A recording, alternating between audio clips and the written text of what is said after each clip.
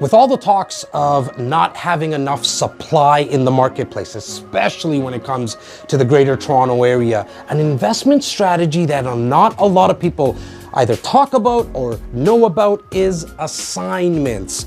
But when you get involved in an assignment, you gotta understand the legalities around it, the costs around it.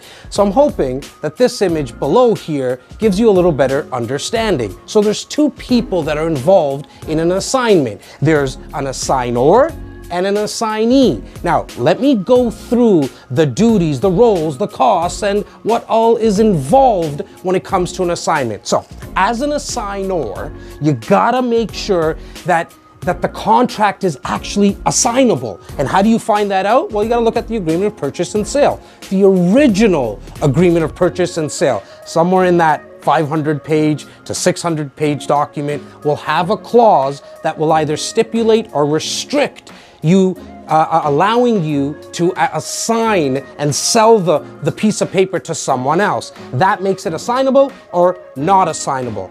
The second point that I really want you to understand as an assignor is the restrictions in and around marketing the property. Can you put it on MLS? Can you put it on social media, the Facebooks, the Instagrams, the Craigslist, the Kijijis of the world? You gotta make sure that, again, in that clause, you find out the restrictions on the assignment, the marketing of the assignment. And then number three that you want to make sure that you understand is the costs around doing an assignment.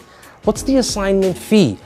Make sure you understand that. I've seen as high as $15,000, $20,000 to do an assignment. You want to make sure you understand that before you think about doing the assignment. Number two, when it comes to cost, lawyer's fees. Some lawyers will charge you slightly higher to do an assignment because there's more paperwork involved.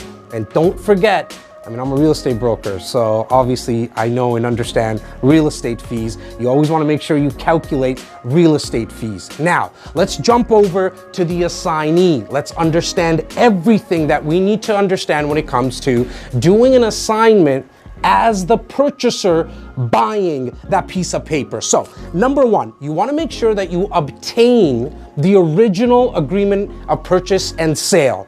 Number two, you need to make sure that when you're thinking about actually putting in an offer on that assignment, it's conditional upon the lawyer. Why?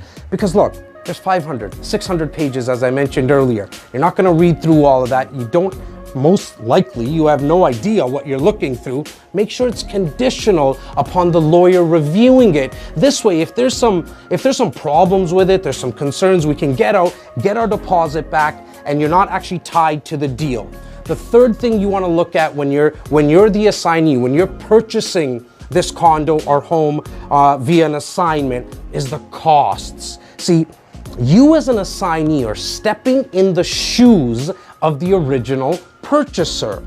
So when it comes to occupancy fees, when it comes to closing costs, land transfer costs, any type of builder's development charges, you need to pay for that. Because remember, you as the assignee are stepping in the shoes of the assignor, of the original purchaser.